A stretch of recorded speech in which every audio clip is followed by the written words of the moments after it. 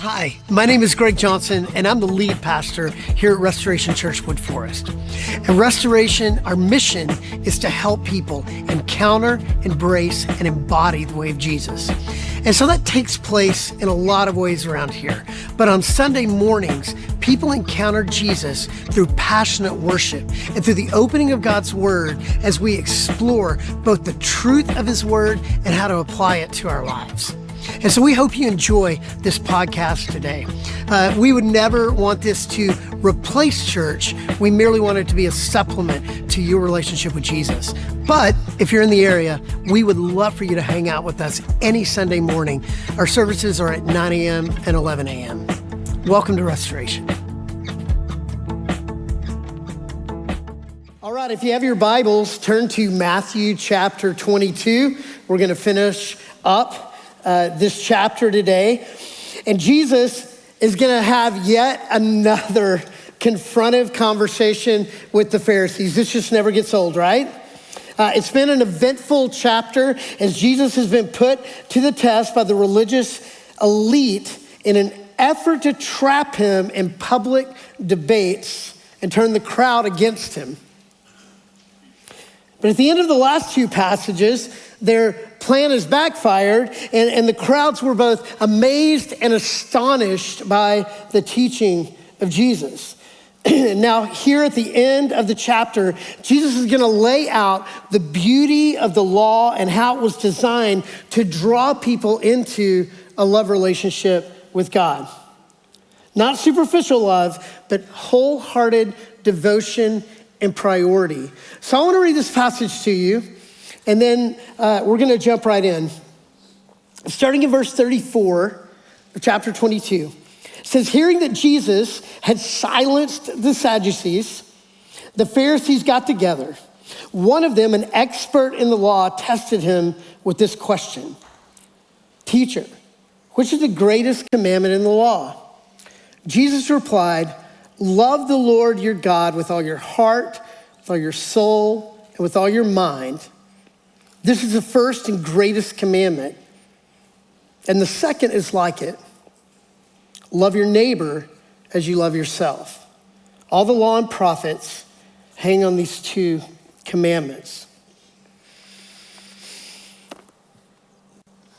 So think about these verses. Can you I just wanted to have a little dramatic pause there so that you could reflect on the greatest commandment. Jesus says the greatest commandment is this: love the Lord your God with what? All your heart, all your soul, all your mind. And to love your neighbor as you love yourself. So when I was reading this week and preparing, I've got to be honest, my first thought, I've read this before, I've quoted it a lot, and yet in my heart, it felt kind of ominous, a little overwhelming. Love the Lord your God with all your heart, all your soul, all your mind. Love your neighbor as you love yourself. Is that even attainable? It just felt like this is unattainable. I can't do this. And yet, the call of God by Jesus in this passage is to give him full priority. Full priority. To prioritize love over all things. So, as I think about priorities, does anybody ever feel like that your priorities might be out of whack a little bit? Anybody? Just me? Okay. I last night at 6 p.m. sharp, the Cowboys played the Rams in preseason. And so man, football's back in full gear. And Yvonne, yesterday afternoon, I had the Texans game on, and I was not really paying much attention to it, but I had it on. And she said, wait, is football started already? I'm like, well, it's just preseason. It's not real yet. But I'll tell you what, at 6 o'clock, I was glued to the television for the full 3 hours and 6 minutes. because I had to see every down of a game that did not even matter. I mean, seriously, it didn't even matter. And they played horribly. It wasn't even good football. And I sat and I could just feel my inner turmoil over what will be another season of mediocrity. And I'm just like, oh. It just hurts. And here's the question: why does it hurt so much? Why is it that I get so wrapped up and I've just got that, I mean, even as I'm talking right now, I don't like the way that I'm feeling. And you know why I don't like it? Because it's captured my heart. It has my heart. It has my full attention. I mean, Abby walked in the room while I was watching it, and you know, I pause it and I'm like, what? Is that true?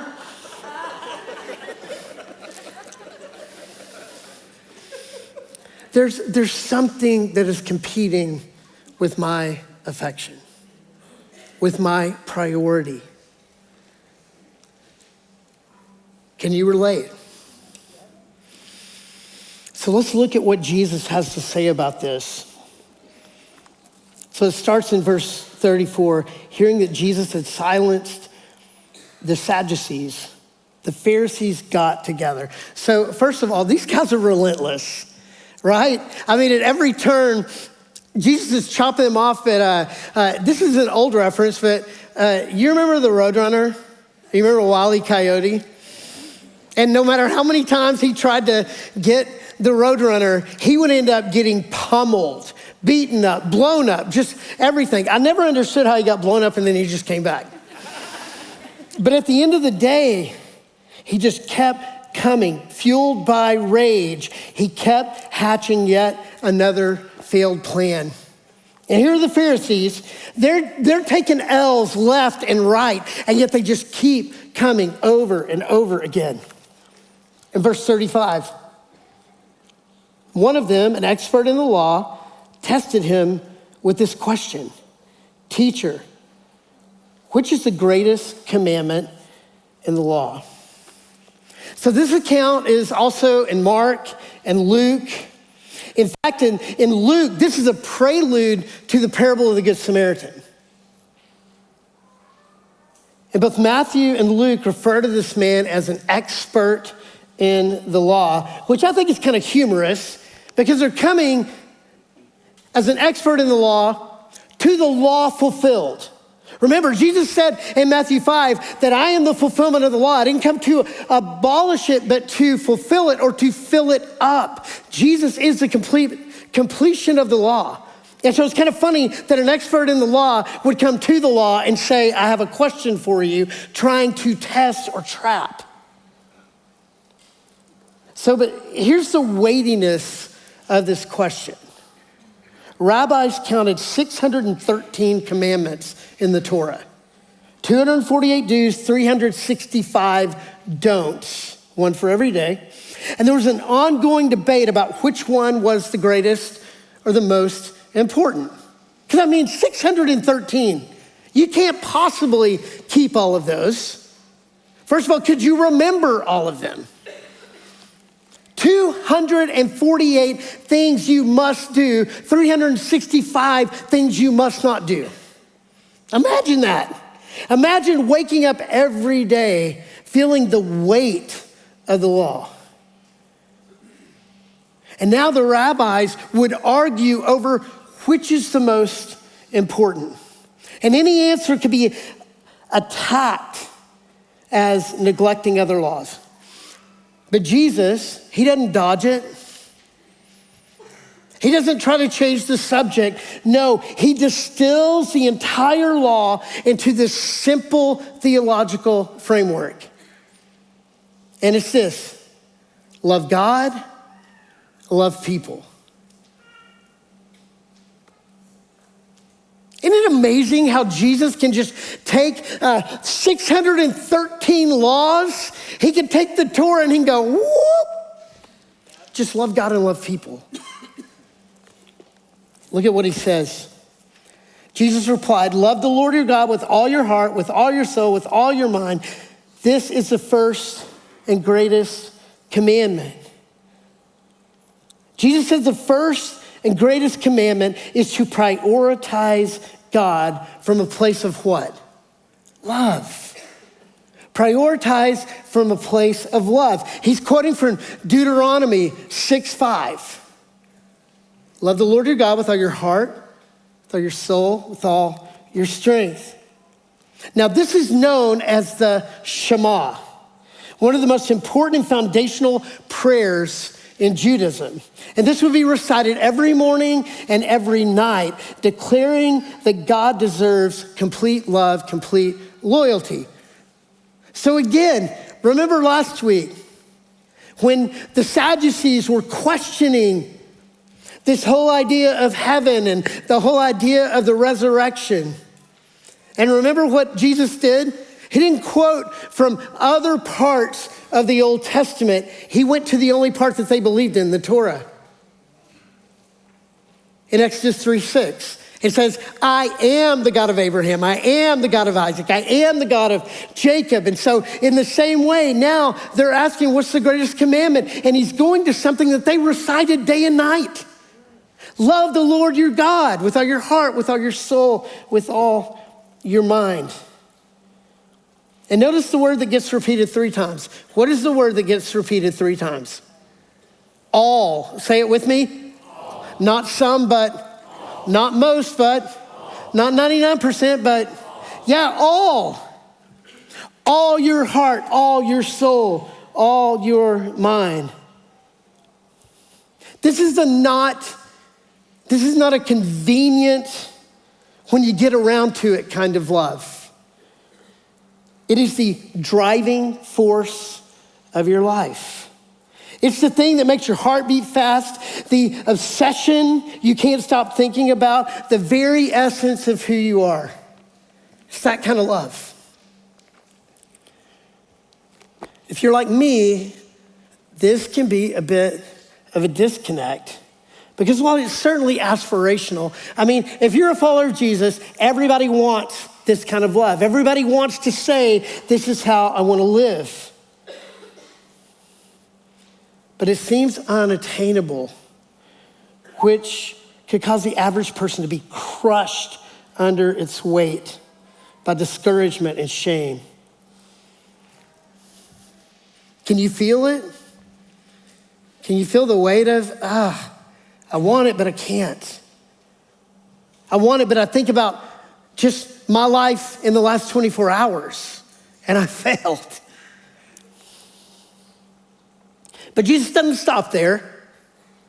He melds in a second commandment for good measure. Look at verse 39. And the second is like it. Love your neighbor as you love yourself. He's quoting Leviticus 19:18 here. Love your neighbor as you love yourself. And he's joining these 2 thoughts together. So he says, hey, the greatest commandment, love the Lord your God with all your heart, soul, and mind. But he's like, here's another one. The second is like it. Love your neighbor as you love yourself. In his mind, these are not 2 commands, but it's 1A and 1B. His assumption here is clear. Everybody brace yourself for impact. You're selfish. You love you some you. You're motivated by self-preservation, self-adulation, and the call is to love your neighbor in the same way that you naturally love yourself. How you doing with that one? Again, I want to be that guy. I want to be the guy that's known to love others the way that I love myself. But I know this, when push comes to shove, I want what I want. And if I have to choose to prioritize someone too often, my natural instinct is for that someone to be me. That hurts. It stings.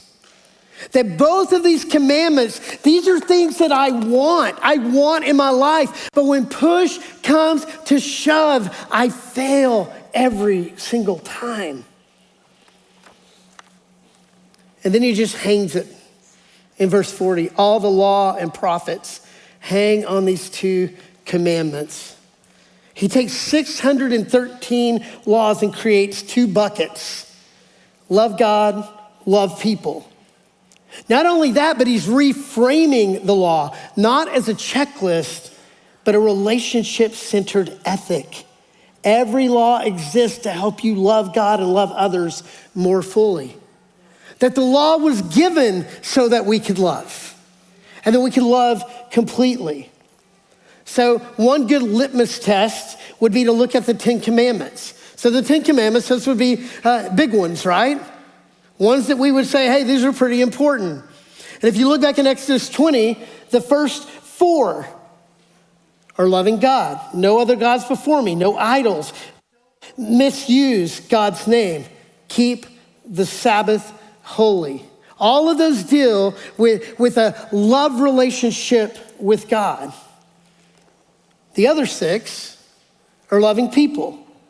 Honor your father and mother. Don't murder. Don't commit adultery. Don't steal, lie, covet. All of them deal with loving people. So I think we could go through, if you'd like, we could, all 613 laws. And we could put them in one of the 2 buckets, because at the end of the day, it's all summed up there. Jesus said it, he said, everything hangs on this. It all hangs in the balance of loving God and loving people. Amen. So let's dig in to what this would have meant to the original hearers and what it should mean to you and me. Because we know it cannot mean to us what it did not mean to them. So number 1, the law without love is legalism. So what is legalism? It is adherence to the law without a heart behind it. It's doing all the right things for the wrong reasons. And Jesus was very clear here. You can keep all 613 laws and miss the point completely. Jesus has been talking about this concept throughout Matthew. If you remember back to the Sermon on the Mount, he drills this over and over. Don't just not commit adultery, don't even think about it. Don't just not murder, don't even have hate in your heart. Don't just love your enemies, but bless those who persecute you. Don't just give, but do it in secret. Don't just pray, but do it when no one sees. Don't just fast, but do it in a way that no one would ever know. You don't just keep the law by religious adherence, but because you're motivated by your heart. God is not interested in your obedient actions, but your heart. He's interested in your heart because he knows if he has your heart, your actions will follow. Henry Blackaby, in his study, Experiencing God, I did this probably 30 years ago, and it's still relevant today. He said this: if you have an obedience problem, you have a love problem. If you have an obedience problem, you have a love problem. But here's the truth. You can obey without loving, but you can't love without obeying. So the law without love is legalism. Number 2, love is a call to complete and total surrender. Complete and total surrender. So Jesus is not calling you to make him a part of your life. What? Jesus is not interested in becoming a part of your life. He wants it all. Remember, all your heart, all your soul, all your mind. And I know it's easy to compartmentalize faith. Just come to church on Sunday and get some tips and tricks to make your life a little better, and then try to be better at home, be better on the job, be better at school, whatever, wherever. But Jesus isn't interested in your spiritual life. If you've ever played Trivial Pursuit, you know, you've got the little empty pie and you're playing for the pieces. And so can you picture that in your mind? That you've got these little pieces of a pie that keep getting added as you're going around the board. And I think for a lot of us, that is a metaphor for your life. You've got your home life, your family life. You've got your work life. You've got your recreational, discretionary time. And somewhere in all of that, you've got this sliver of a pie piece that represents your spiritual life. Some of you are living it right now. You're in it. You're like, I got 90 minutes today to get all of my spirituality in, and it's supposed to keep me until the next week. And if we go 91 minutes, you're angry. Can we just be honest? Some of you have already looked at your watch 3 times. I saw you. But here's the bottom line. At the end of the day, we're looking at that, and that defines your spiritual life. And know this is gonna hurt. God's not interested in your spiritual life. He's interested in your life. He doesn't see spirituality as compartmentalized into this little pie piece. He sees that it affects everything. Jesus wants to affect all of your life. He wants to affect your family. He wants to affect your job. He wants to affect your recreational life. He wants to be where you work, where you play, where you live. He wants it all. Jesus wants to be your life. In Psalm 86:11, the psalmist says, give me an undivided heart that I may fear your name. Remember what the Apostle Paul said in 1 Corinthians 13. It's called the love chapter. And he starts off by saying, if I speak in the tongues of men or of angels, but I don't have love, I'm only a resounding gong or a clanging cymbal. Know anybody like that? If I have the gift of prophecy and can fathom all mysteries and all knowledge and have faith that can move mountains, but I have not what? Love. Say it like you mean it. Love. I have nothing. If I give all I possess to the poor and give over my body to the hardship that I may boast, but I don't have, I gain nothing. What is he saying? If you don't have love, you've got nothing. Nothing. And then he goes on to describe it. He says, love is patient, kind, does not envy, it does not boast, it is not proud, does not dishonor others, it is not self-seeking, not easily angered. It keeps no record of wrongs, it doesn't delight in evil, but rejoices with the truth. It always protects, always trusts, always hopes, always perseveres. The beginning of verse 8, he says, love never fails. It's a pretty good list. And here's what happens. We read a passage like that and we begin to look at it. And I know when I was preparing and I'm reading through that, I'm like, love is patient. Nope. Kind, sometimes. Keep no record of wrongs. And I get through the list and I'm not doing any of them particularly well. And when we use a passage like this as a checklist, when that becomes the goal, I've got to be more of this, we're missing the point. You were never meant to do all of these things because you're incapable of it on your own. If I use it as a checklist on my ability to love, I'm going to fail every time. Are you discouraged yet? Number 3, the law is a reminder that you can't do it on your own. The law was given as a placeholder for Jesus. And the law is just a reminder, you can't do it. You can't perfectly love God and you can't perfectly love others. The original hearers knew this because as they're listening, they were being crushed under the weight of the law. They knew they weren't and they knew they couldn't live up to the law. So for you, If you're sitting here today going, man, I'm crushing this.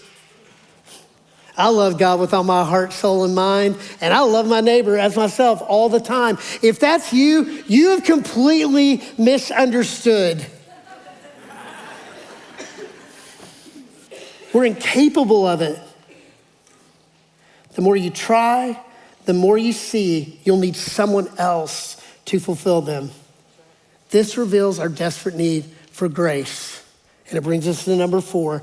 Jesus fulfills the law for us. So this is where Jesus comes in. When you weren't able to fulfill the requirements of the law, he did it for you. When you weren't able to live up to it, he did it for you. While you were in your sin, Christ died for you. That's Romans 5:8.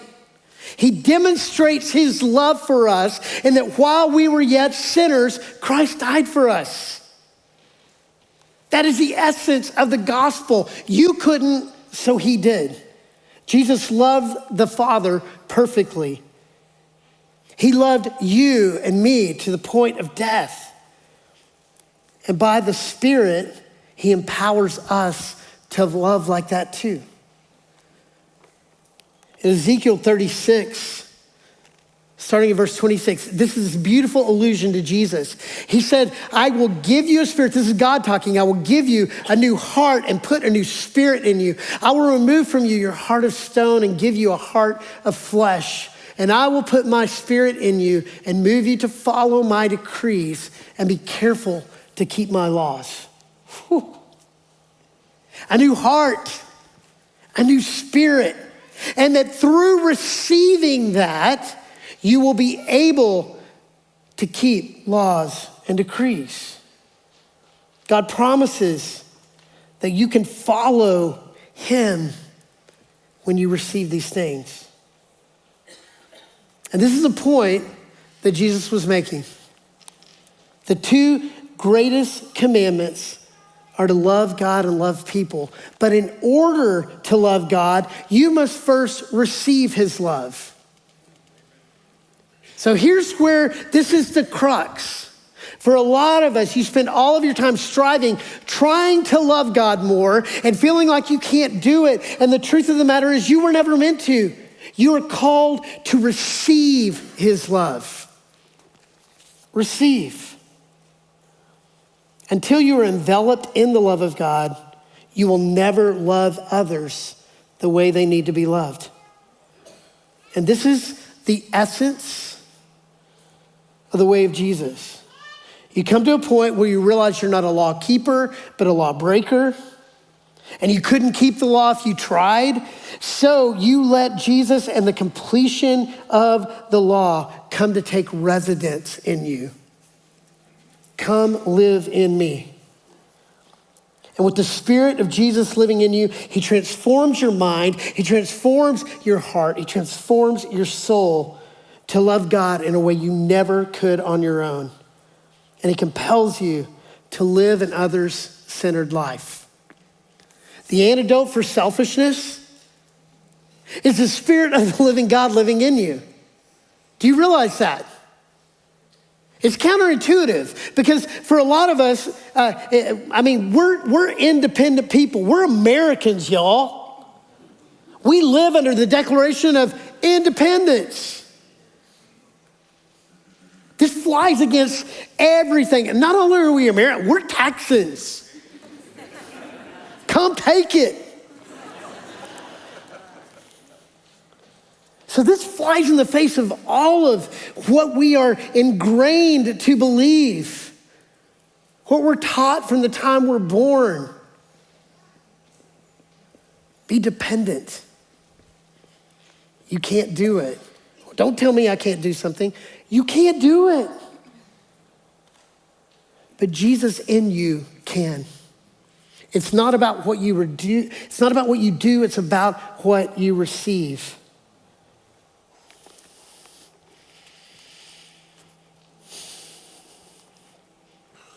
So here's number 5, and here's where we land today. Love is formed and fostered in the secret place. Is anybody surprised by that?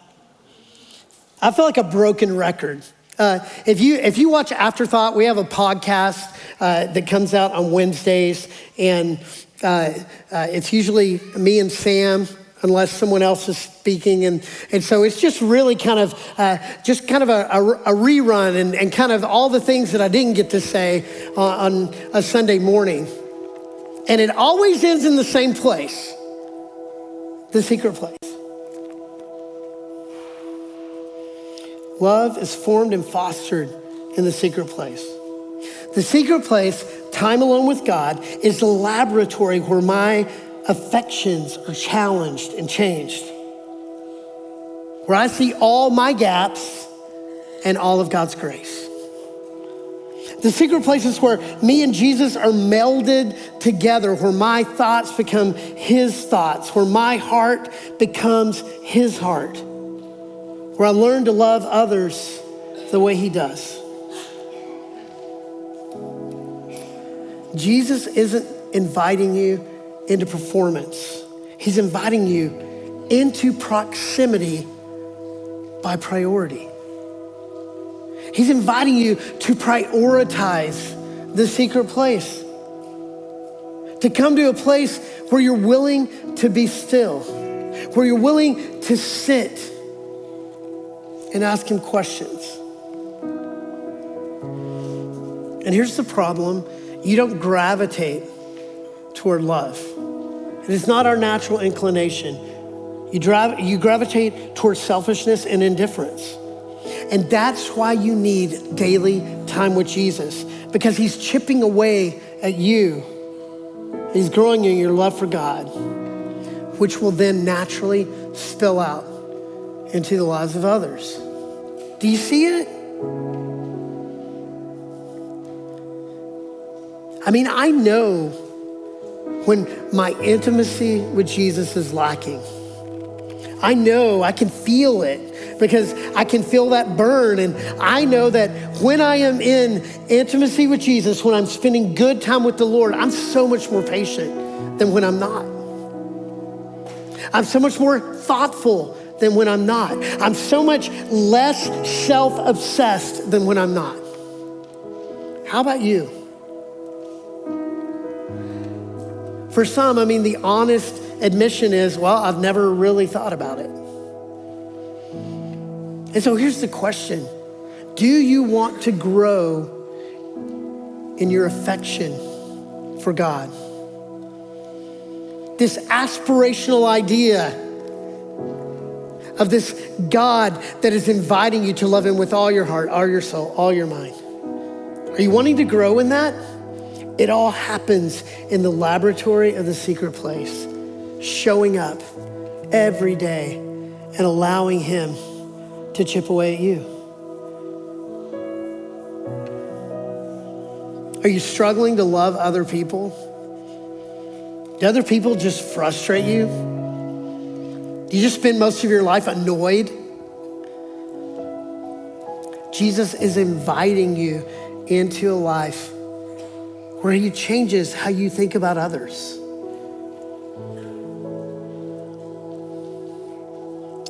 So you can be a Bible scholar and miss God. I remember Jeff Wells telling me one time that, he went to DTS, and he said so many of the people that he was in seminary with loved God less when they were done than they did when they started.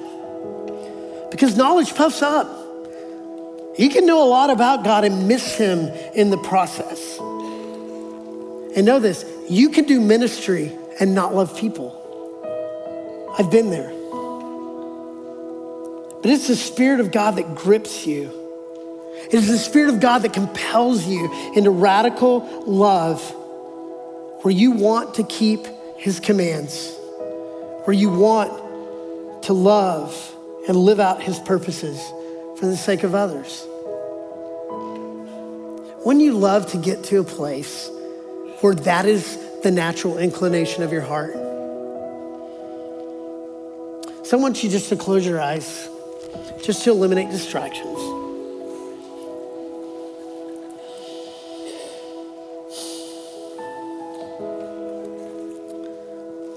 Would you just ask yourself a couple questions this morning?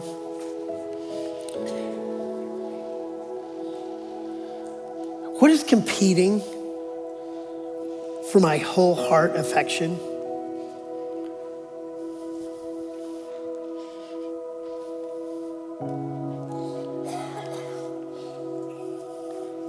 You probably don't even need to ask God, but maybe if you're having trouble figuring it out, just ask him. He'll tell you.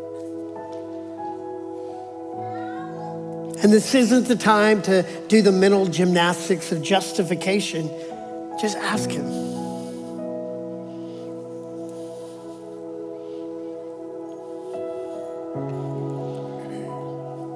How am I prioritizing growth in my ability to love?